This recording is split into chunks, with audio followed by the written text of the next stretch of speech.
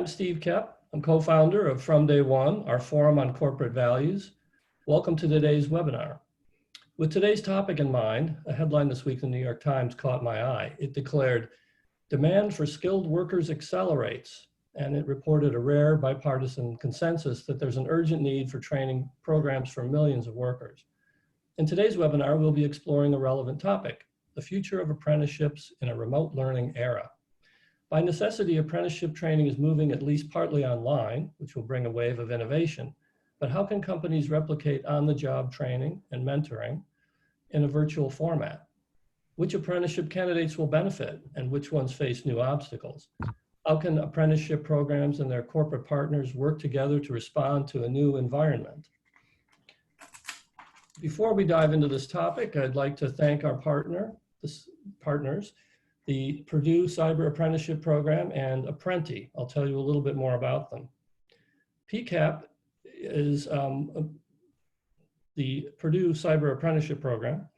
Employers are beginning to recognize they need a new way to cultivate expert cyber talent. Using PCAP as a foothold, you can take the next giant leap toward bridging the workforce gap for a much broader and more diverse population of Americans. As for Apprenti, it diversifies the tech talent pool for employers nationwide and delivers a quicker path to qualified and certified talent through a time-tested model of tech apprenticeships.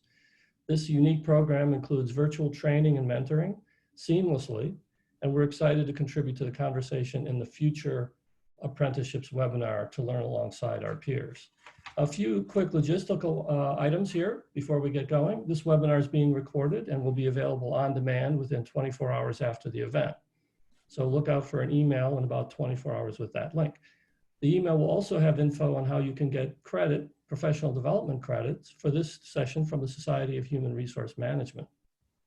And look out for a written account of the conversation soon on our website at fromday1.co. Around 3 p.m. Eastern Time, we'll have a Q&A session. You can submit your questions anytime during this webinar using the Q&A button at the bottom of your screen.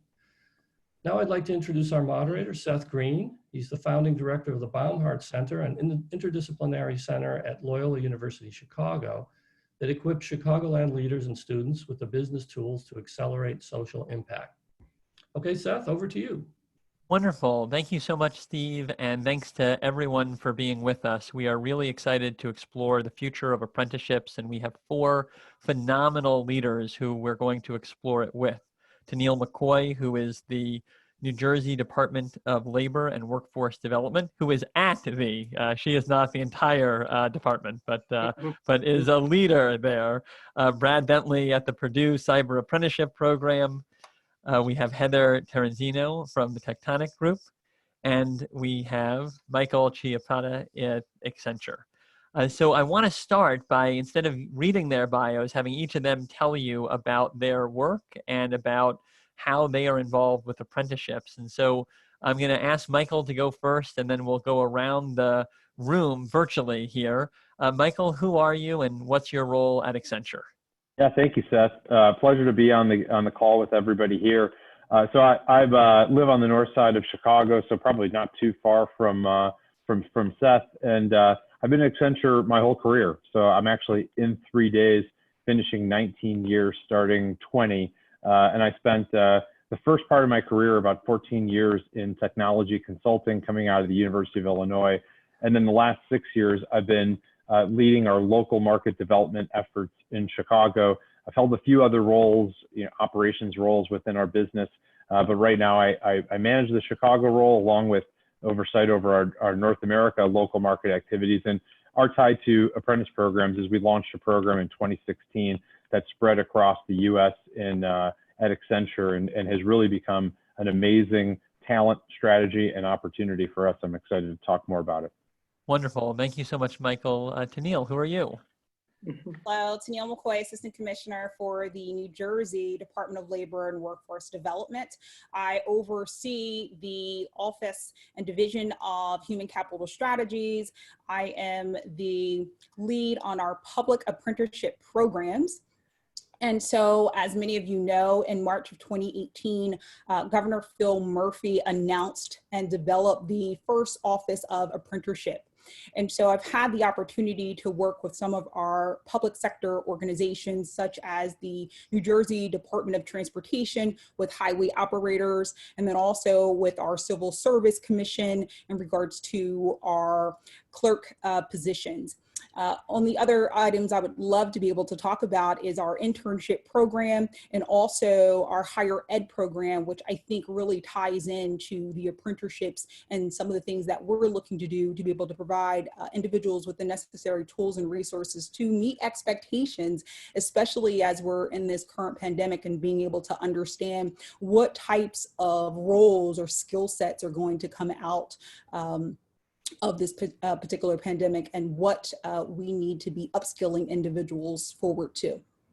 Thank you, Tennille, and I am personally excited for the higher ed discussion, given what I see here. Let's actually then go to Brad. Brad, who are you? Hello, everyone. Good afternoon. My name is Brad Bentley. I'm the president of Fastport. We started as a technology company, trying to match transitioning military service members, military spouses, and veterans to meaningful civilian employment, and took an industry approach to that in partnership with the U.S. Chamber of Commerce Foundation's Hiring Our Heroes program. And we chose transportation as our first industry and expanded into a lot of things beyond that. And as we got into more broad-based workforce development, we were very fortunate enough to be selected by the U.S. Department of Labor as an industry intermediary, which is a new concept for them. I'm sure we're going to get into that later in the presentation today. But we were selected in 2016 as their intermediary for the transportation and logistics sector. We placed about 14,000 people into registered apprenticeship programs in various occupations under that contract. And through the success of that, it led us to other opportunities to expand into other type of apprenticeship work. Most recently with North Carolina State University in artificial intelligence, and also with Purdue University through their PCAP program that was described a little bit earlier. So going to be talking a lot about those today. Happy to be a part of this and be able to provide some perspective on some trends that we've seen and also where we think it's going moving forward. Wonderful. Heather, you're our final introduction here.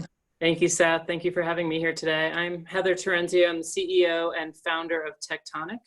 We also started as a technology company in Boulder, Colorado, and we were just having a really hard time hiring really talented folks. And we were doing work offshore, and we were piecing together project teams all the time. And we had this epiphany that I wonder if we could find someone who just really loved software development and teach them how to be great software developers instead of always going out into the same old job pools that everybody else was going into. And so we actually started calling our program an apprenticeship, kind of tongue in cheek, because we liked the blue collar connotation. We liked that people had all different kinds of backgrounds. We liked that it really attracted a very diverse workforce.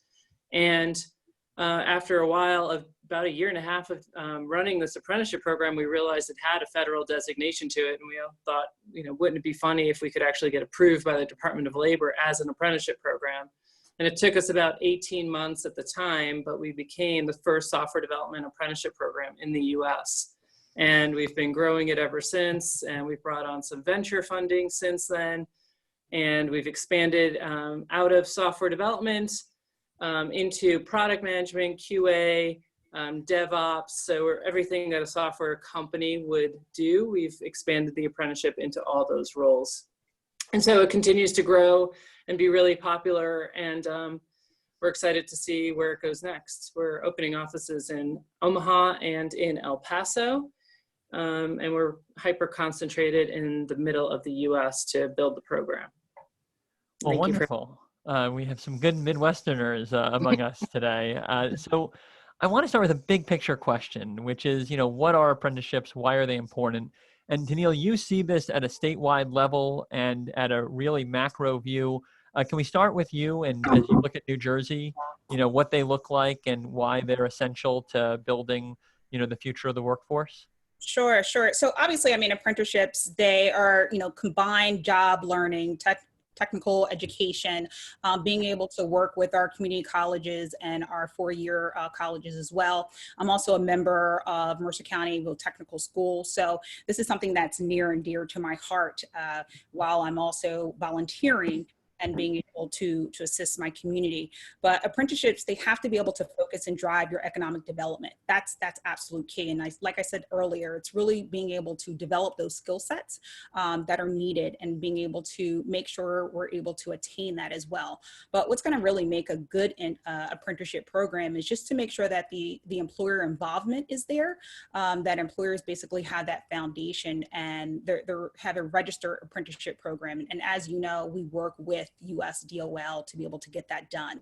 But having that on the job structured job learning is quite important. So like I said, having that in class structure, but then on the job training is critical. And so you have that mentorship that's right by your side each and every day, but also having the related technical instruction and making sure that there's kind of this reward skill gap that's presented. So there's an increase in pay that occurs for the employee. And so that's something that we sit down and we work with civil service to make sure that there's there's this structure that's providing them with increases as they move along that apprenticeship program track.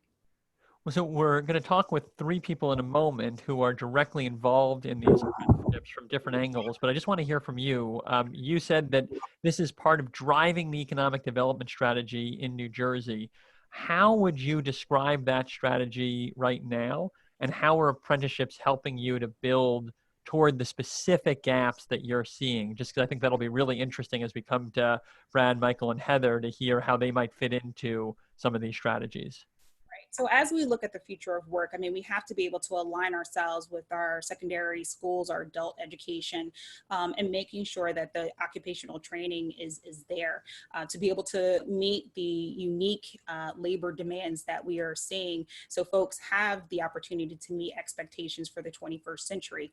I think it's be able to provide kind of a greater employment opportunities, our main focus and the necessary perspective for members who are in certain categories, whether they're in disadvantaged groups, women, minorities, veterans. So we're really focused on making sure that these particular groups have opportunities as well. And I think you're going to see that shift in many of, as I think it was we talked today, I'm pretty sure some of my colleagues on here are going to speak on their focus on minorities and making sure that veterans have those particular opportunities as well. Well, it's a perfect segue to Michael, because I know, hearing from the mayor in Chicago, hearing from state leaders who are in positions like yours, Tennille, that Accenture is really viewed as a piece of this puzzle to make sure that we're creating more equitable and inclusive economic development. And so, Michael, can you walk us through what you're doing at Accenture and tell us what the apprenticeships look like and why they're important to your business from a business case, but also why they're important to economic development? There's a lot there, but I'll take one at a time and I'll try to answer them all. So, I think our apprentice program at Accenture, it started in Chicago with a pilot in 2016. And it was really a corporate social responsibility play that turned into a viable recruiting pipeline. So our corporate citizenship philosophy is focused on skilling and workforce development in the 16 to 24-year-old age range plus military veterans, get those folks the skills they need to get that first interview, first job, or to start a business. So we work with great nonprofits like Year Up and Genesis Works, and we created internships like 3 months, 6 months, but at the end of those internships, it was the same story. We only recruited at that time from top universities and top GPAs. So you need to go to University of Illinois, you need to endure $140,000 or $150,000 of student debt in order to walk through the door as an entry-level technologist or any other area in our business. And if you think about that, I went to school at University of Illinois 20 years ago, and it was $9,000 a year with room and board for an engineering degree, which I would gladly pay now upfront in cash for my 1- and 3-year-old. But so you that one. Yeah, exactly. So with that, that premise, we had folks that came through the Year Up program that were helping in our help desk. And those folks had a high school degree, 6 months of training, and 6 months of an internship. So not top university, top GPA, and we hired them in full time. So a light bulb went on for a couple of us and said, how do you take that example and extrapolate it? So if we only recruited from top universities and top GPAs, what if we connected to the community college network in Chicago, which is City Colleges of Chicago.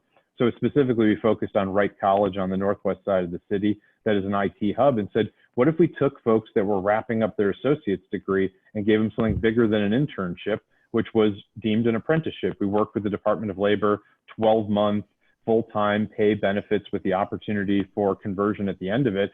And what started off as a pilot, which our HR team's heads were exploding when we were talking about bringing on folks from community colleges with all the great universities all around the area, we said, we think we got something here. And we created a lower rung in our organization, brought folks in that had an associate's degree or close to finishing it, gave them a one-year opportunity, gave them all the basic roles and responsibilities that any technologist would have, but then just pared it down if they didn't have the extra 2 years of school. And what started off as a pilot of 5 in 2016 grew to us through 2019, bringing on 85 apprentices, 45 last year, and we're bringing on another 40 in 2020, and then spreading that across the U.S. The pilot we started in Chicago has, in 2018, spread to 8 local markets and 150 apprentices from community colleges or tech-focused nonprofits. In 2019, we doubled that to 300 apprentices in 19 markets. And then 2020, we're going to add another 300 apprentices. So this has turned into total business as usual from a talent strategy point of view. And I think the reason that it's important, and I could probably go for 20 minutes on this, but I'll try to wrap it quickly, is that what you're doing is you're creating an opportunity that's sustainable for everybody in the community.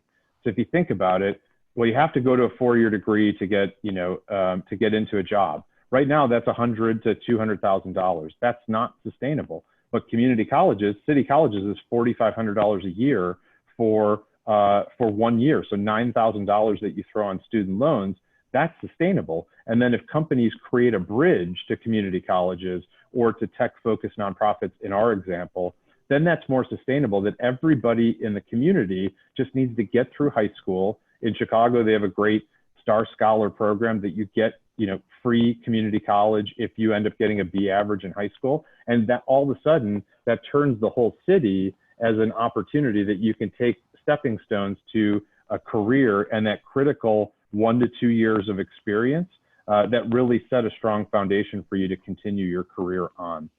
So I'll pause there because I don't want to dominate. I'm passionate like most on this topic, but I want to be considerate of my very intelligent colleagues here as well. Well, it's a perfect time for a pause, because I think what we're going to see across the case studies here is a lot of similarities in recognizing that this can be a business imperative as well as a really awesome opportunity to have impact.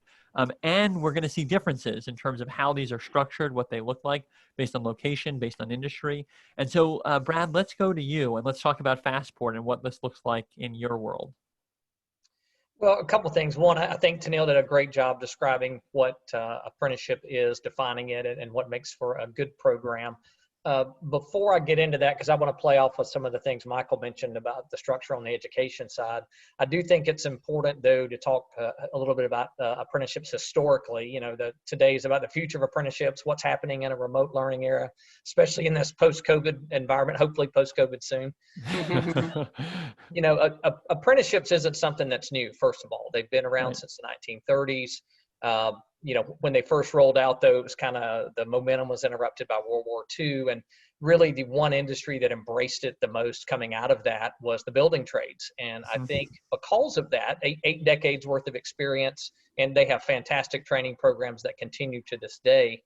I think there's a misconception out there with a lot of people that apprenticeships are only available maybe for an industry like that. And I think it's important to note what the Department of Labor did just a few years ago with this intermediary process. I've talked a little bit about our role in doing that now with transportation logistics, but also one of the other sponsors for today, Apprenti, is one of the people who was tabbed to be the industry intermediary for the IT sector. But you're also seeing, concentrated efforts for advanced manufacturing, hospitality, healthcare. So I'm making that point because there are a lot more opportunities that are available now for some of the employers who may be on the call. And certainly, if it's not an industry that we work in directly, I'm happy to connect anybody with some of those other groups because it's important. This is kind of those, it takes a village to raise a child type scenarios from my standpoint to really create and expand registered apprenticeships. But all that being said, one of the things that's happened in the last couple of years is an increased emphasis on security. We're happy to be working on the cyber side of things because that touches all industries. And we're also seeing that now start to happen in the artificial intelligence space. And really for us, what we've tried to do with our initial work for transportation and now also for cyber and AI is to listen to industry, go out to the trade associations, work it from the top down, get to their largest members, listen to those employers and say, what are your needs and what are the scenarios and where does this make sense? And to Michael's point, one of the things we've seen from that is people have changed their hiring strategies. Not everybody just recruits from top institutions with high GPAs, as he said before, and certainly Purdue is very recognized and has a great cyber degree program. But we've also structured that PCAP program, and the AI Academy at NC State's doing the same thing, to really focus on more options, more pathways that are there. So this can be badges, it can be micro credentials, stackable credentials, industry certifications, and trying to work hand in hand with industry to be able to combine the education component that Tennille mentioned. And we're seeing a lot of initial success with that, but it's important that there is more than one pathway available for everyone, because the cookie cutter definition of just getting that 4-year degree or master's degree and just getting into employment doesn't work in today's environment. Thank you, Brad. And I want to go now to Heather because we're going to cover yet another case study and another dimension of this. And so in your world, in the software space, what does this look like for apprenticeships? Yeah, I think software development is a really great place for apprenticeships. One, you don't need a 4-year degree to be really good at software development. You just have to really like software development, right? It doesn't matter if you're good at Shakespeare or creative writing or any of those things. You just have to be good at software development. And anyone who's in IT has a story about the best software developer they ever met who was self-taught or was an English major or fine arts major, taught themselves to code, and then learned on the job. So knowing all this, we really just took what was already in place and made it just more mainstream to go from being an English major to a software developer. And actually a lot of the women in our program were into college for whatever they were really passionate around, psychology or fine arts or the softer sciences, but now want to get into technology and don't want to get into more debt. And just because you're an English major in college shouldn't preclude you from a career in technology for the rest of your life. There should be some good on-ramps for really smart people who have really diverse backgrounds who really want to get into software development. And so we just took the concepts that were actually happening out in the industry anyway and streamlined them so that somebody with any kind of background who just loves software development could get into this kind of role. And most of the folks, on the call know that once you're in a technology career, there's so many different ways you can go and there's so many different avenues. There's management and getting more technical and product development, QA, all kinds of things. And so but getting that foot in the door is really the hardest. And in technology, an entry-level position is somebody with 3 to 5 years. But how do you get 3 to 5 years of experience if you can't get an entry-level job? So what we're trying to do is to bridge that gap between folks who are in that 0 to 3 range and just have a real aptitude, ambition, and desire to be software developers and help launch their careers. And the way our model works is that a client hires us for a software project, and at the end of our engagement, they can hire in those apprentices. So it makes it really easy to bring more junior to mid-level talent into their companies. So I want to build off of that. We've talked about what these apprenticeships can look like, why they're important, how they can fill key gaps.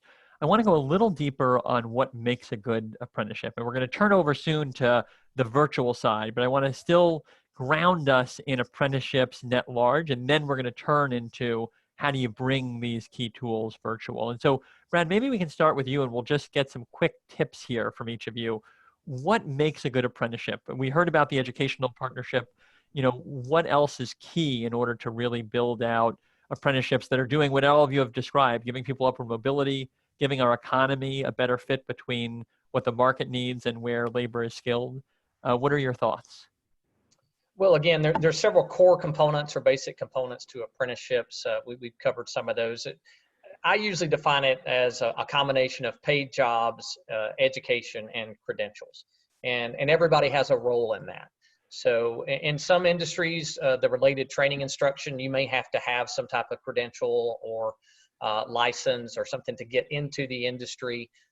In others, you may be able to get all of the on-the-job training stuff handled by the employer itself. But they're paid jobs. We have to keep that in mind. There's wage progression, as Tennille mentioned, and you get that portable credential at the end of it. And this is a nationally recognized or industry recognized credential to make that person more marketable if they choose to go somewhere else, or hopefully have that opportunity to advance within their own organizations. To me, though, the key component to all of this is the employer. The way they structure their training program, there's a lot of flexibility to that. I think Michael had a specific time frame he mentioned with Accenture. I think he said it was probably 1 year. We see people that have 6-month programs, 1-year programs, 2-year programs. We even have one of the employers that we work with for technician training that goes up to 5 years. But the key is taking that training piece, converting that into a work process that would be approved by the Department of Labor, and just letting people know that the opportunity is there both for entry level, but also for the upskilling opportunities that exist. So having that flexibility and understanding that today's apprenticeships are a lot different than they have been traditionally, I think is the key for what develops a good apprenticeship program. Tennille, you're at the Department of Labor. You know, as you look at many of these apprenticeships, what do you see as the keys to really making a good apprenticeship? Right. So as Brad said earlier, apprenticeship programs have been the gold standard for training and upskilling our workforce in the United States for over 80 years. And so just as a nation, we have to make sure that we're continuously just growing our apprenticeship programs and creating those opportunities. Just today, USDOL provided a $450,000 grant to expand our apprenticeship programs for healthcare workers. And so I think in that sense, you know, it's phenomenal that we're looking at those particular, that particular industry as we are going through this pandemic. And so that would allow us to, like I said earlier, really focus on women and minorities and those specific groups. But I do want to, you know, just talk just briefly about our higher ed program. And so that higher ed program, we partnered with Rutgers University and Mercer County Community College. And with that higher ed program, it allows our individuals to take classes while they're at work. And they'll come from all different divisions, but it also really allows the employer to invest into the employee. And I think that a significant difference, very similar to their apprenticeship program, where that employee sees the immediate investment from their employer. And that, I think, is a critical component when you talk about turnover for individuals. When you're, you're talking about individuals being able to understand the mission and vision and values of their organization. There is ongoing communication that is happening for that mentorship type opportunity. So I think being able to invest in your employee is probably the number one standpoint that we see in the apprenticeship program and in our higher ed program as well. Thank you, Tennille. Michael and Heather, we're going to come to you, but I'm just going to turn it over to Steve for a station identification break. Thanks. Hi, everyone. I'd like to remind anyone joining our webinar in midstream that we're from day one and we're exploring the future of apprenticeships. Our sponsors are the Purdue Cyber Apprenticeship Program, or PCAP for short, and Apprenti. As a reminder, you can submit your questions at any time and we'll answer as many as we can during the Q&A session. You have a real cast of experts here to field those questions, so send them in. Now back to you, Seth. Great, thank you, Steve. And to those experts that you mentioned, Michael, anything to add on the good apprenticeships conversation? You know, I think it's hard to go second or third or fourth here because there's so many good questions. But I think from our side of it, you know, we pride ourselves at Accenture on training our employees. So I think onboarding and training is the key. You know, we give, you know, the first time we went through the apprentice program, everything was unique. Everything was, well, this is just for apprentices and this is just for apprentices, and, you know, the recruiting and the onboarding and the training and everything else. But when you look at it, you say out of the 20 steps you'd have to complete your program of recruiting to onboarding and getting them productive, not many differ for apprenticeships versus your regular, you know, bachelor's degree hiring for recruiting. So the only differences that I saw is we give an extra boost of training skills from a technology point of view up front, and then continuous learning opportunities, whether it's one-on-one sessions or sessions with, you know, other groups where you do lunch and learns or other types of training.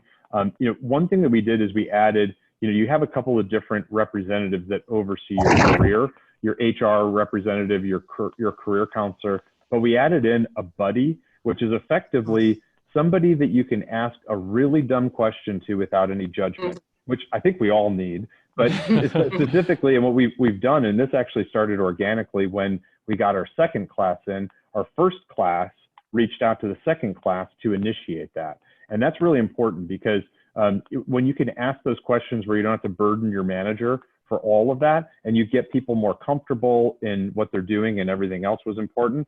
And then I think, you know, a path to succeed within the apprenticeship, but also upward mobility.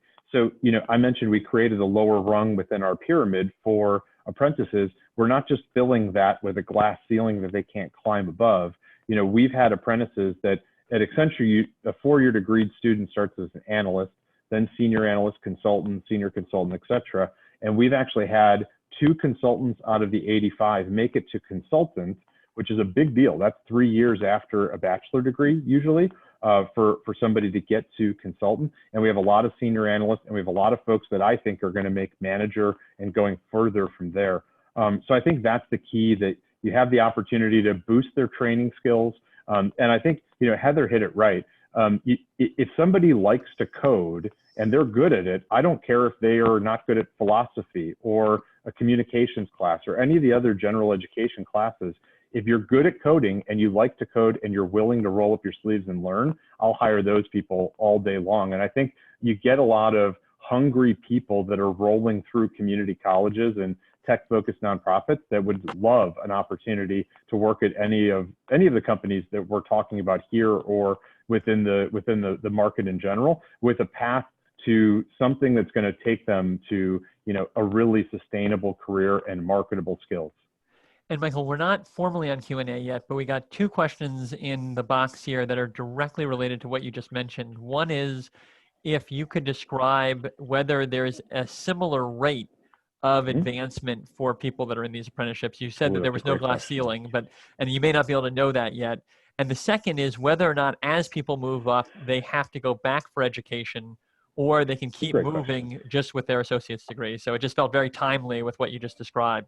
For sure. I don't have that first stat, but I think with the progression that I've seen and the number of candidates that have been promoted is pretty close to on track for that. I don't have the stats exactly, but to see that we have now 2 folks that made consultants, and the level above that is associate manager and then manager, we do have a lot of people progressing through the organization. So I don't have that exact stat, but it's pretty close.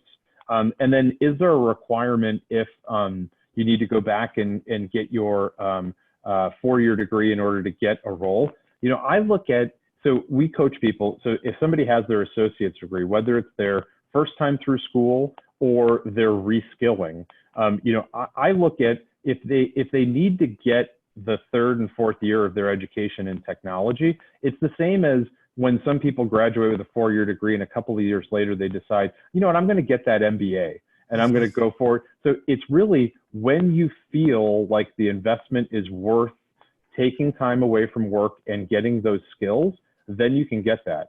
And I think there is no requirement off of there. And I think some of the roles that were there have removed that. But there is no requirement that when you get to certain levels, you have that. But I think the one important thing for the apprentice program is that it allows you to, if you're, the hard thing is, what do you want to do with what do you want to be when you grow up, right? You hear that when you're 18 and you're rolling into college, and I wanted to be a civil engineer. I studied that for 4 years. I had 2 internships and then said, I don't really want to do that. And then I got into technology consulting and I pivoted. Some people can pivot and do that. Some people can't. And, I pivoted with just $36,000 being put into my education instead of $150,000 or $200,000 today. I actually think getting real world work experience sooner in your education is so valuable, because if you're an entrepreneur, are you going to lock yourself in a room and say, I'm going to develop the best thing ever, and I'm going to lock myself in there for 3 or 4 years, and then I'm going to come out and say, hey, what do you all think of this? And you want to fail fast when you try something. So the fail fast is, okay, well, I like technology. Well, get a technology job as fast as you can and really see if you love it. And I think what the apprenticeships offer people an opportunity to do is to test out a career more than just 3 months in an internship, that you could really wisely invest those very large dollar amounts to get your bachelor's degree. And that's really important, I think, in terms of this.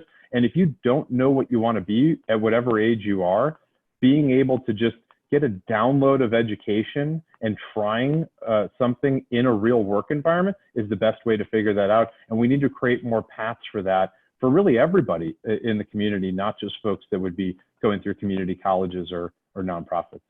Well said, Michael. And we're going to invite you back when we have a conversation on the future of higher ed, because I think that's the starting place is how do you create an environment where you're aligning to those principles? Heather, I want to come to you and give you a final word here on what makes a good apprenticeship, and then I want to move on to the business case. Yeah, I totally agree with the real world learning and the paid aspects of apprenticeships, but maybe I'll just touch on like how we compare to boot camps, because that's what we get compared to quite a bit in our industry. And, if you think about what the boot camp provides, it's, probably about usually 6 months, it's $10,000 to $20,000 more debt. And most people who go to boot camps have already gone through some kind of a college program. And then you come out looking for a job cold, right? And all you have is 6 months of classroom training. And apprenticeships give you that hands-on training and makes you much more attractive to whoever your next employer is. So if you think about, I was a barista, then I went to a boot camp, and now I want, $70,000 a year job, as opposed to coming through our program, which actually on your LinkedIn profile just looks like a job. Right. Recruiters are actually seeking you out to try and find jobs for you because you have that on-the-job training. And especially in our technology world, on-the-job learning is valued almost higher than a college degree, because they know that you can do the job, you've been in a professional setting, you've excelled or done well, and now they know that you're tried and true. And even a college degree or a boot camp doesn't hold that same kind of weight. But having a job is the best launch pad you can have for actually beginning your whole career. Well, so I want to just quickly explore the business case, and then I want to move into how do you bring the apprenticeship virtual. But I think it's really important to lay the foundation that this is not charity work. This is business development and business growth, and this is an opportunity, especially in this moment where thankfully we're finally reckoning as a country and in the business community with issues of equity, to make sure that we are harnessing the full talent pipeline out there and that we are an agent for accessing all of the incredible potential in human capital. And so, Michael, can we start with you? Accenture is a big company. Obviously, you have a very focused, trajectory for your P&L. How is this actually helping you to be more successful as a business? Sure. I mean, so I think that talent is equally distributed and opportunity is not. And I think that this program not just helps the community, which we've talked about in distributing that equal opportunity for success to everybody within the community, but I think the one thing that this helps to address is, the middle skills jobs in the US have been eroding for years, right? And locally in Chicago, they're eroding even more than they are across the US. And there was a Harvard business study that Accenture helped with a couple of years ago called Dismissed by Degrees. If you love labor, workforce, economic development activities, it's a great 50-page read. The gist of it is it's a labor market study that looked over the last 50 years at every industry and every job function and said, what was the requirement for a job across the board? So prior to the last recession in 2008, a portion of companies used to recruit from community colleges. And then in 2008, it became an employer's market. So everybody, there were more people looking for jobs than jobs available. So companies said, well, let's go from a community college associate's degree to a four-year degree, and it stuck. So if you think about why this is good for your business, so play from 2008 until now, there was a hot labor market, say maybe 2009 and 10 when there was a recovery from the recession. It was a hot labor market. So everybody is hiring top universities, top GPAs. And what ends up happening is you're hiring people that are too skilled for the job that needs to be done. And then the millennials get a bad reputation for saying, well, they have career ADD, they can't focus on a job for more than 2 years. But what ends up happening is, you don't need an engineering degree from Northwestern and a 4.0 GPA to do entry-level technology consulting work. Now, the work I did back in 2001 when I started at Accenture would be in a museum. Nobody's doing that work anymore. But somebody still needs to clean up converted data in an Excel spreadsheet. Somebody still needs to do basic break-fix work and basic testing. And what you end up getting is when you get that highly touted engineering degree with a 4.0 GPA from a great school, and then you tell them, here's an Excel spreadsheet with 50,000 lines, analyze it and clean it up. After 3 months, they're going to say, get out of here. I'm not doing this. And you don't need that highly skilled person to do that. So why is this good for your business? You hire somebody that's hungry, that has an associate's degree or a boot camp of 12 weeks through a tech-focused nonprofit. They would love to dig into that Excel spreadsheet. And then that is you lower your attrition at your entry level, and all of the dollars that are thrown into getting these highly talented folks that only stay for 3 or 6 or 9 months, and you get somebody that'll stay for a whole year. And our apprentice retention is off the charts good. And then you take those highly skilled folks and you challenge them by giving them roles that are more challenging. So why is it good for your business? It's that right there. You're almost going back to the future in what we're doing from a talent strategy of recruiting folks from community colleges to do entry-level work. And we've looked across our organization. I keep referencing technology because that was my roots, and that's like half of our roles in apprenticeships. But we're in our digital and interactive business. We're within a lot of our corporate functions. I would challenge any department head at Accenture why you can't have folks coming in with an associate's degree or tech-focused nonprofit certificate and work through it that way. So I think it will curb the attrition for the highly skilled recruits that we have, and it'll round out the bottom of your pyramid. Oh, and by the way, City Colleges is 84% African American and Hispanic American. So it just fills your pipeline with a bunch of talented, diverse folks. And it's literally like, I don't know how many wins you could stack up in a row, 4, 5, 6 wins. It's really good for your business and in so many ways.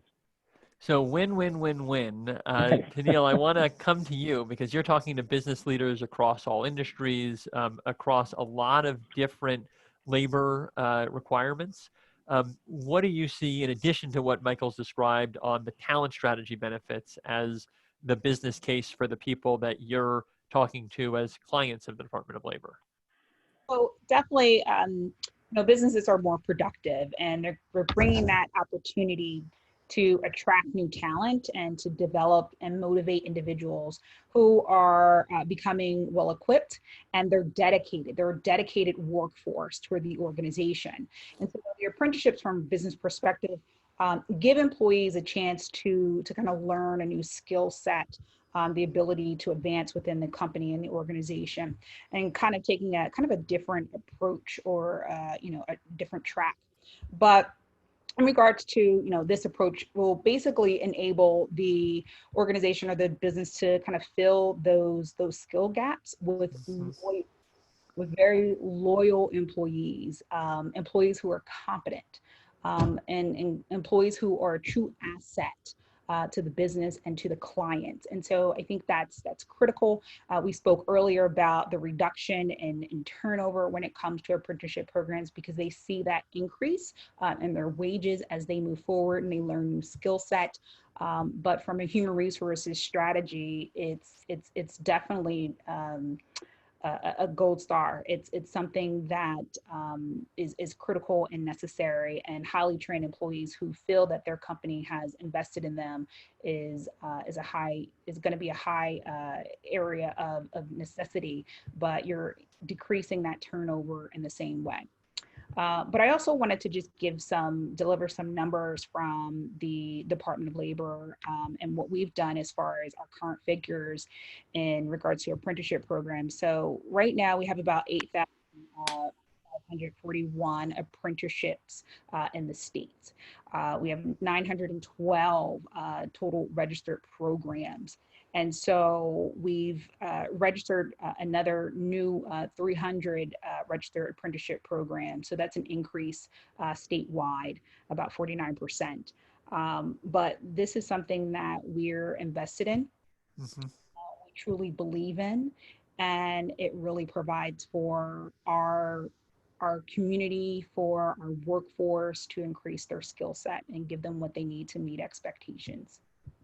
So I know we have not finished the full group here on the business case, but just for time, I want to make sure we have time before we get to Q&A on how we bring this win-win-win opportunity into the virtual world. And so, Heather, maybe we can start with you on that, because you are very naturally there in the software world. But even for you, I know it is still a significant reflection and strategy to try to move these positions into the very world in which you operate. And so let's start with you. And the big question is, how do you convert apprenticeships into this online space? Yeah, so, for us, it's a hard one, because we really prided ourselves on the in-person experience. And it's hard to replicate sitting side by side with someone and having them show you in real time, line by line, of why you're doing what you're doing. And so we had a lot of people who come to us who had taken a bunch of online classes when we're now ready for the rubber to hit the road and to get going and to accelerate their career. So we actually had 3 classes about to start in April, and we canceled all of them. We're now relaunching them in August with a kind of half and half, in person, but socially distanced. We have plenty of space in our office to do that, but doing kind of part-time on-site, part-time off-site, because we do really value that in-person piece of it. And it is really hard to get the same kind of experience through Zoom or virtually meeting. That being said, we really don't have any other choice. So, I've gone to, a lot of virtual stuff, and kind of rotating instructors in and out, and doing, having people work from home. And we don't want to force people to come in, so we want to make sure they can stay home if they're not comfortable coming in. So it's, it's tricky territory for us, just because we love that piece of it. We, as a company culture, the classroom is actually in our building. And, it's part of why everybody who's a senior software developer is here, because they love that aspect of our company, that there's always new faces around and new and eager talent. And so we're hoping that the next class will be, maybe one of 2 classes that are virtual, and then we can bring everything back in person. Thank you, Heather. And I can share your sentiments in higher ed, because we also feel like in-person gives us a unique opportunity, and we will also be online for the same reasons. Brad, how have you done it at Fastport? Well, it's been interesting. I'll say first, our work in the transportation space, there's been a lot of barriers due to COVID. So Of course. if you look at how training is done, You've had probably half of the states, if not more, that have closed down, say, their Department of Motor Vehicles. So that's really affected driver training for truck driving, which is a huge position in the transportation sector. Because of that, and a lot of your community colleges that do training and some of the proprietary driver training schools, they're more reliant now on simulator training. So we're starting to see a big boost in that, and still allowing them to get some waivers, and also taking people out of the military that have the skills, because you can bypass the requirement by the military skills waiver to get a Class A CDL, as an example. So that helps with that pipeline. The employers are still in place to do the back end piece of that with the on-the-job training, but it's been a tough haul the last 3 or 4 months on that side of it. With the cyber work and the AI work, the biggest challenge is a lot of your really huge employers, tens of thousands of people, and I'll just take Seattle as an area. You look at people like Microsoft and Amazon that have tens of thousands of people that work out there that are said, hey, we're going to do everything remote. And there were delays from getting people set up at home, having to dial in from a laptop, getting into the VPN. You've seen tons of cyber attacks that have been very public. I think even yesterday you saw one with Twitter that was published overnight. So that's been a big concern.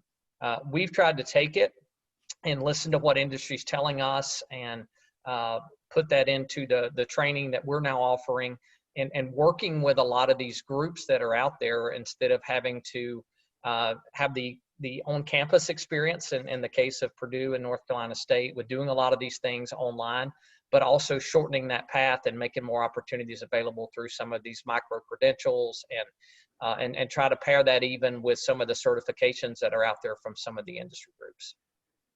Michael at Accenture, and then I want to come to Tennille for the global view, but let's have one more case study first.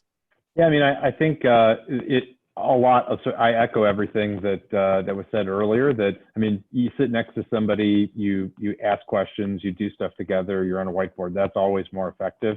I think the only thing that we've done differently is, so your buddy or your mentor or your manager reaches out more frequently and has touch points with the apprentices. Maybe it's like 3 times a week instead of maybe 1 time a week in person, just so that that person has time to ask questions and, build knowledge in that person. It's not ideal, but, there's a lot of things that aren't ideal right now that we all are just trying to find ways to get through it. But it's proven that it can work, especially from a technology point of view.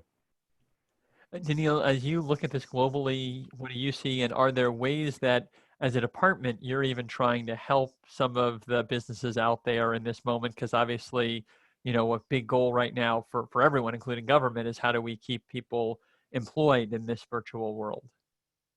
So interesting enough, COVID pandemic has increased the number of apprenticeship sponsors that we've seen. Wow. But we've also have seen them, they've had to convert their traditional classroom training to online training. But obviously sponsors still need to comply with the curriculum that's provided for that on the job training within US DOL's guidelines. But when you see some of the related technical instruction, which is available online, and how they can go ahead and structure that, it's something that's going to be able to, I think, benefit the employer as well as the apprentice, being able to kind of save time, improve productivity, reduce overall training costs, and kind of increase some consistencies and learning efficiencies as well. But I think that you will definitely see some roles that will shift. And I think that it is more about the availability and the ability for an individual to kind of focus when dealing with an online apprenticeship program. And just to go into the nitty gritty a little bit more, and for those out there, please send in your questions, because this is my last one and we're turning to yours afterward.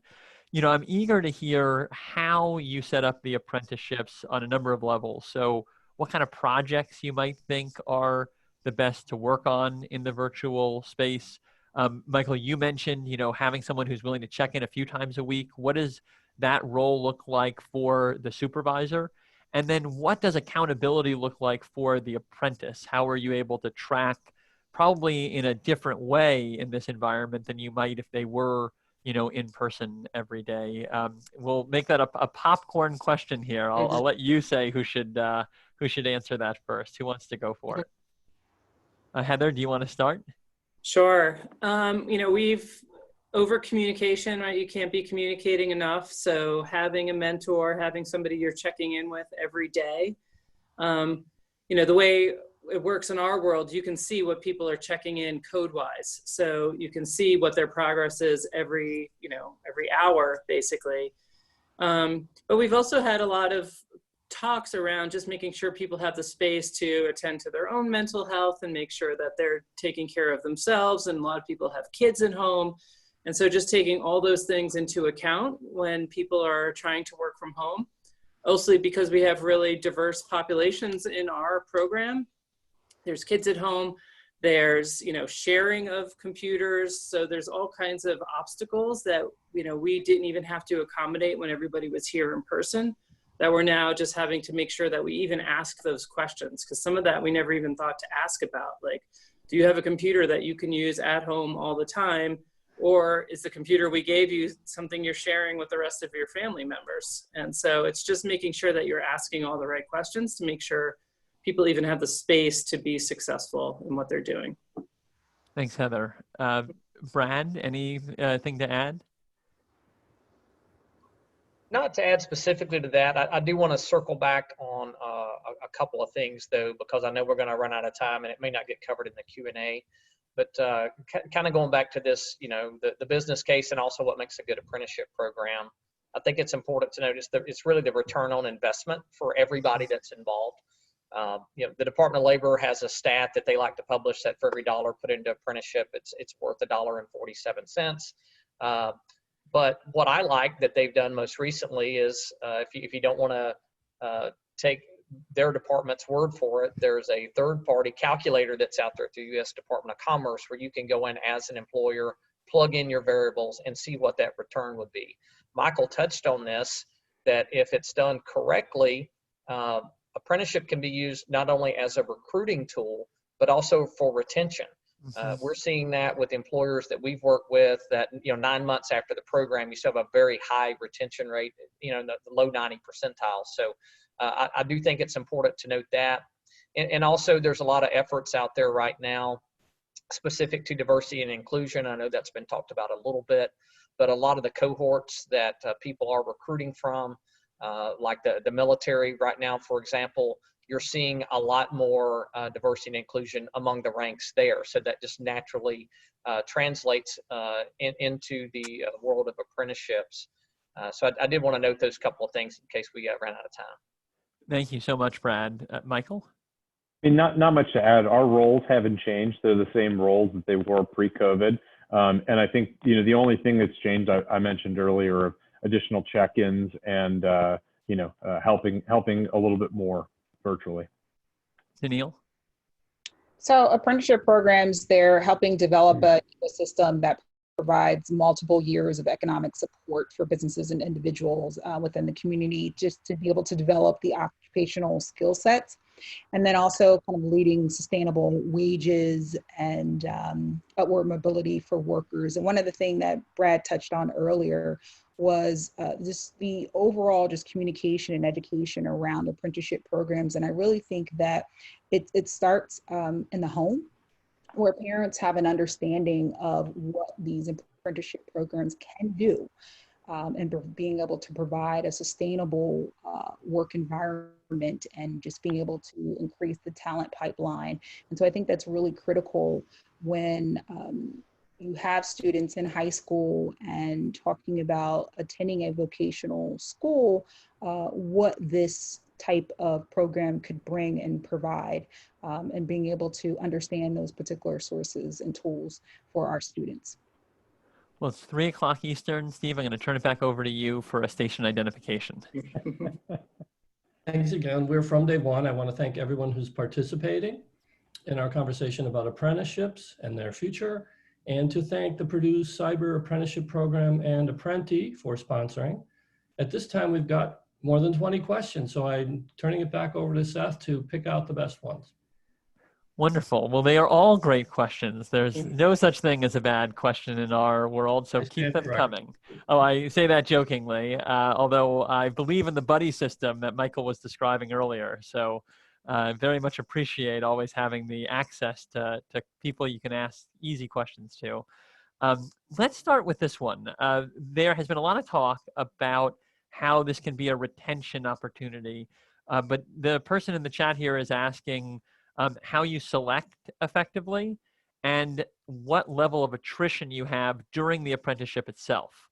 And I'm curious, since those two go together, how you think about how to select people and then what you see in terms of the sustenance through the apprenticeship. And again, here we'll go whoever pops. So just go for it. I can start. So we've actually developed a really rigorous selection program, and mostly because a lot of people sign up because they know it's a high-paying career, but you have to really love software development and you have to be willing to do this for 8 hours a day, every day. And so we have some pre-work that we do. So we actually give you some problems to solve. It's not necessarily technical coding problems, but just that you're willing to put in the time that it takes to get through the application process. So it's almost 40 hours of work before you even get the in-person interview. And then in-person interviews, there's some whiteboarding problems. And really what we're looking at the whole time is just how do you react to pressure? How do you react to somebody asking you questions and going deeper and deeper into those questions? And do you freak out or do you pause and think and ask for help with it? And we're looking to see how you're going to work in a group. And we've actually gotten more and more, as our program's gotten more and more popular, we get 400 or 500 applications for each 20-person cohort. So we're really looking for the cream of the crop. But we also just want to make sure that we're open to anybody who comes through. And what we've actually found is that because we're paid, because we give people these great opportunities, that diversity really just starts showing up for us. We don't actually have to work at our diversity at all. It really just shows up for us because all the barriers to entry are gone. And actually what we found is that once you get into our program, our loyalty rates, kind of like Michael's mentioned, are off the charts, that people are so grateful for the opportunity, thankful to be here. And also part of our program is that you will actually go work for one of our client companies at the end of our program at some point. So we've actually already planned out the next couple steps of your whole career. So our employers love it because they get brand new talent that's really low risk, that they don't have to take a chance on. They know these are going to be good people because they've worked with them for months. And then it's great for our folks, our apprentices, because they know that they're going to be taken care of as long as they continue to do a really good job. So it really does work for everybody. Thank you, Heather. Michael, it looked like you were also going to comment on this one. So, I'm curious to hear in your world what selection looks like. Yeah, I mean, selection isn't that much different than, regular recruiting. We connect in through city colleges, and we've added Harper and the College of Lake County, as well as a handful of nonprofits like Year Up and General Assembly and IC Stars from a Chicago point of view. And nationally, all community colleges that have a tech program are approved, and tech-focused nonprofits are also approved. So the same recruiting process is the same. But the one thing I would mention is, it might not be as grinding of an interview to make sure you have the technical skills. If you have a base level of technical skills, that's good. And then if you have really to test the aptitude to learn, that's the biggest piece of it. And I think if you have those two, and I think that's really, it narrows the selection process down. And then in terms of retention, what I've typically found is, people will either flame out in the apprentice program in the first month, just something doesn't work. Or they'll complete the whole program for a year, and then we don't convert everybody into a full-time employee. You have to earn it. But our retention numbers are 85% complete and about 77, 78% convert into full-time employees. And of those ones that convert into full-time employees, it's a staggering number that are still there and progressing. And when I throw those stats at some of our HR leads and ask, what's your completion rate for a year from top universities, top GPAs, and what's the retention 2-3 years out? It's not the same. And I think it's really helping to round out the bottom of our pyramid, building skills and everything else. Brad? I think just a couple of quick comments. On the transportation side, there are specific licenses and credentials you have to have on the front end. So it's a little bit different, but for what we're doing with Purdue on the cyber program, there is an assessment tool that's been developed in conjunction with a group called Refori to map back to those KSAs, knowledge, skills, and ability to a framework that's been developed. And something that's interesting with the AI Academy with NC State, they've actually come up with a 10-week kind of dip your toe in the water program at a very low cost to learn the basics, like a program specific, like a Python, to make sure that that would be a field that would be good for you before you're fully invested in the program. And both of those can, more information can be found on the respective websites for those. And Tennille, you're again talking to lots of different employers. As you look across apprenticeships, what does selectivity look like? And have you been able to look at any kind of macro stats on how many people complete the apprenticeships that they start? So I'll speak from the public sector side, from civil service, as far as what we're looking for to be able to attain or recruit individuals. Obviously, it's a little bit more difficult if you're working in the private sector, but obviously individuals have to go through certain testing when it comes to the public sector, and then also to be able to kind of move up to various levels. And there's certain performance evaluations that are provided for our public sector employees. So I don't have stats necessarily from the private sector side and what that looks like as far as retaining individuals, but that's something I can definitely be able to provide later, and we can definitely send that out to individuals who are on the call. So another question that we got is just to understand the cost of these apprenticeships. We talked about how they have a high ROI and 1.4 plus return in the example that you gave, Brad. But what are the costs, and how do those compare to what might be typical onboarding and recruitment processes? Michael, you unmuted, so I'm going to go to you by virtue of the fact that I think you're ready to go. Well, I mean, I think the cost is, what's the cost of your entry-level recruiting? Right.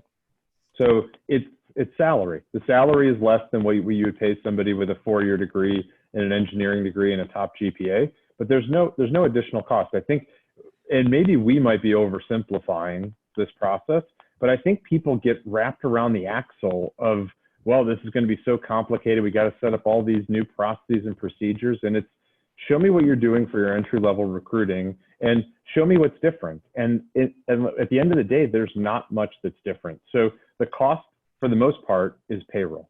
And good stewardship and good leadership from your employees to take somebody under their wing and help them succeed. Other comments on the question? Yeah, I'll say Michael stole thunder on that one. Go ahead, Heather. You finish, and I'll jump. I was just going to say, what are you paying in recruiters? What are you paying in outreach? All that stuff goes into the apprenticeship calculation. And also, what do you pay for bad hires? So what do you pay for somebody who has a 4-year degree and flames out in less than a year, and all the training that went into that person? And if their loyalty rates are way lower than apprenticeship loyalty rates, your ROI on the apprentice is probably going to be a lot higher than what you spent to bring a top person from a top college on costs. So it's not additive. It actually takes away from some of the other costs. Right. Well, so a related question here that came into our box, I'll read it directly. My company is actively starting to research some kind of apprenticeship program, but the problem is that we're getting pushback from HR saying that we don't have the internal staff capacity to train these apprentices. Are there external companies who can offer apprenticeship training that correlate with the jobs they're working at our company? And not to put you on the spot, but maybe Tennille, if we can start with you, because you might know about some of these resources out there, and then we'll come to others here who may be using some of them. Yeah, I mean, usually we try to mirror a apprenticeship program that is already in play. and within a particular industry. And so we can definitely have discussions with whoever that organization is, and definitely kind of provide them with some type of guidance as far as building an apprenticeship program. But yes, we would definitely have USDOL at the table. We would probably try to look at a very similar program in another industry and try to mirror that, and being able to make that connection for them, which more than likely it's something that's already done, and so that we can just be able to create within their particular organization as a whole. But definitely I can provide my information, and we can connect with that particular company and see how we can assist them. Yeah, I would also add that there's companies out there like us that in effect become your outsourced apprenticeship program, because we are providing staff to our clients as well. And it helps us to keep the wheels turning of people coming in and people moving on to our clients. So it's a really low risk way to dip a toe in the water and see if apprenticeships are for you and your company. Well, one thing I would add as well is, from a Chicago point of view, when we launched our program in 2016, Aon was right behind us in 2017, and through the Business Roundtable in DC, which is a group of CEOs that get together to find out ways to solve skilling and workforce development and economic development problems. Our global CEO Julie Sweet shared our apprentice program and how it could help to from an economic and workforce development point of view. And then Greg Case from Aon shared a similar story of Aon connecting to Harold Washington, which is the business school at City Colleges. So Aon and Accenture, through our global CEOs, partnered together, and we formed what we call the Chicago Apprentice Network. And the goal of that is to build excitement and awareness about apprentice programs to employers, and then we built a playbook of how to build apprentice programs. So it started off with, what are the steps that we took? Then we merged in Aon and Zurich Insurance and Walgreens and McDonald's and a few other companies in Chicago that have really taken the lead in this. And it's another large document that people can review. It's about a 50-page document, not 70. And it walks through, it's basically what you could land on a CHRO's desk, which walks through how to build an apprentice program, best practices, lessons learned. And then the key off of that is that, it's not just the 5 companies that I mentioned. We now have 41 companies that have created over 700 apprentice opportunities to date. And I think what you can do, and what we've seen, is there are now probably 8 or 9 technology companies in Chicago that said, I'll take what Accenture's having and I'll take 5. It's that easy. So once you have an industry solution that's already developed, you could basically copy it. And it's a rare case where employers will help other employers, even if they are competitors, to say, here's how much we're paying, here's our training, here's all of our retention numbers, here's our whole playbook for talent strategy that you can take and leverage, because it's good for the community and it gets more opportunities for more people in every zip code. And Seth, I think I've sent you the link to the playbook. It's free, it's online, it hangs off the Business Roundtable website. So I don't know if anybody's interested, they can get it, or you can send it out to all the attendees. Fabulous read. Brad, anything to add before we go on to our next question and Q&A here?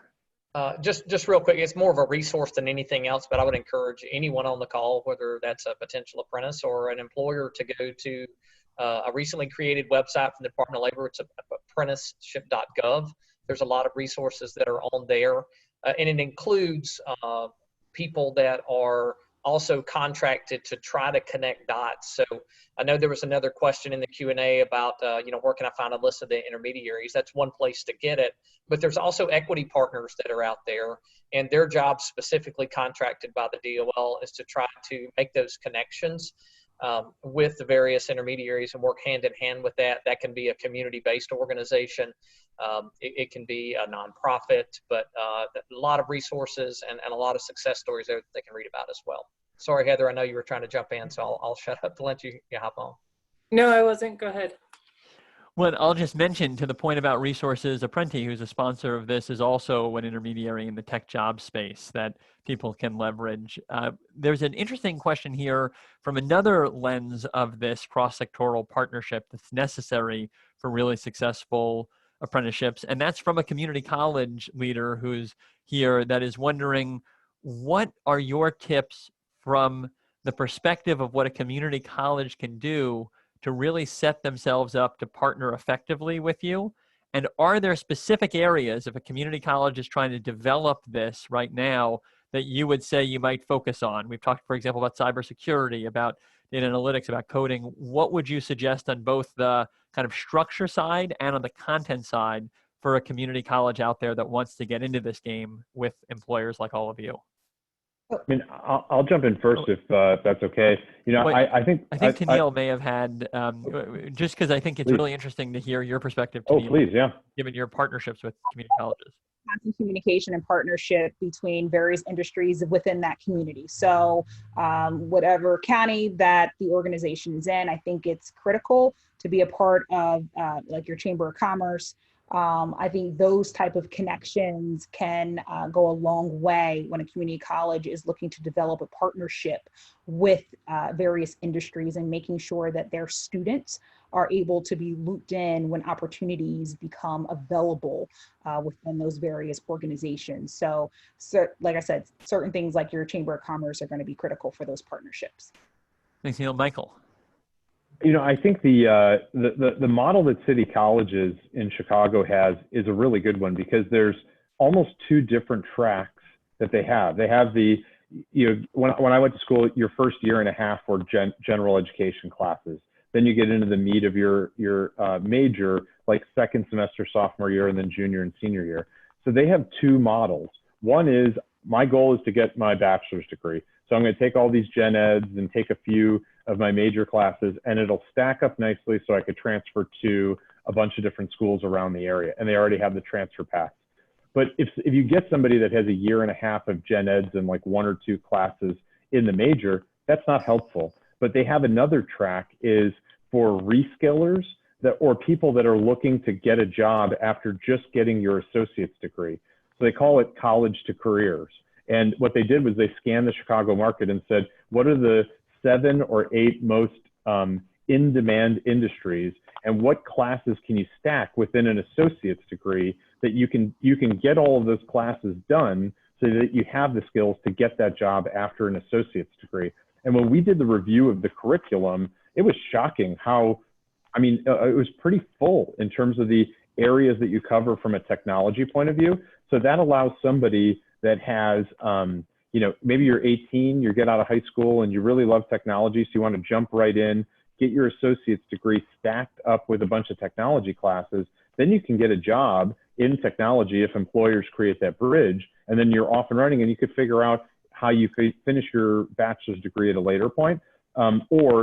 We have some apprentices that are late 20s, 30s, and some even early 40s that maybe they had a 4-year degree from 10, 15 years ago, and doors are closing all around them and they're not marketable. They want to get into technology. You're not going to go through 4 years of school at that point, but then you get this stackable credential that you finish within 2 years, and then you get a job and you're in technology that has a bright future. So I think that model is actually really smart to package up your education for what you need and make it marketable as fast as you can, so that you can get into the marketplace to work faster, as opposed to kind of the slow plodding, you know, I have to get my bachelor's degree, so I have to start from scratch type of thing. And I think that's been very marketable. And they have different areas as well that they have this college to careers program, you know, across healthcare, education, professional services, transportation, distribution, logistics, manufacturing, you know, et cetera, culinary, hospitality management.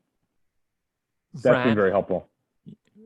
Thank you, Michael. Brad or Heather? Yeah, Brad, go for it. Yeah, I'll just mention a couple of things. So certainly from a community college perspective, there are opportunities to work with the four-year colleges and universities. For example, what we do with the Purdue Cyber Apprenticeship program, we have articulation agreements with people like Vincennes University and Ivy Tech for Gen Ed. On the master side of it with IUPUI, we have similar relationships underway via articulation agreements with North Carolina State University. But there may be some industry opportunities available as well. So the work we do in transportation, for example, there are more than 100 community colleges that offer driver training programs. And there is an organization, the acronym is NAPFTDS, And we worked with them to develop a co-sponsored national standard where that any of the community colleges that are members of their organization would be able to offer that to any of their employer partners. And I'd be happy to have conversations offline with anybody that would be interested in pursuing any of those pathways. But certainly opportunities are available to work with other organizations as a community college. Thank you, Brad. Heather? I would just say, to make sure the community colleges are staying in touch with employers in the local community and make sure that what they're teaching is still current, and things change so quickly in our world. I've heard the statistic that the language that a college freshman starts with is usually outdated and irrelevant by the time they graduate after 4 years. So, community colleges, I think, have a little more options to pivot around what they're teaching and what their curriculum looks like. So just to make sure that they're staying really in touch with those employers and that what they're teaching is still relevant to what the modern technologies are. Well, so I have a final question. So we're going to have both the question and then any parting thoughts that you want to share in this round. And it's around how COVID is impacting the number of virtual apprenticeships and how you anticipate this will actually impact the future of apprenticeships beyond this moment. So we've talked about how it has gone virtual, but I mean COVID in terms of, the uncertainty, the economic forces, and then even as we come back after this moment, how do you think apprenticeships may be changed by the virtual experience and, by the fact that we've now learned a new way of doing this thing that, as was mentioned earlier, has been around since the 1930s. Let's see. Anyone want to get us started with our final word? Heather, go for it. I mean, I personally think that the whole world has been disrupted in the past couple.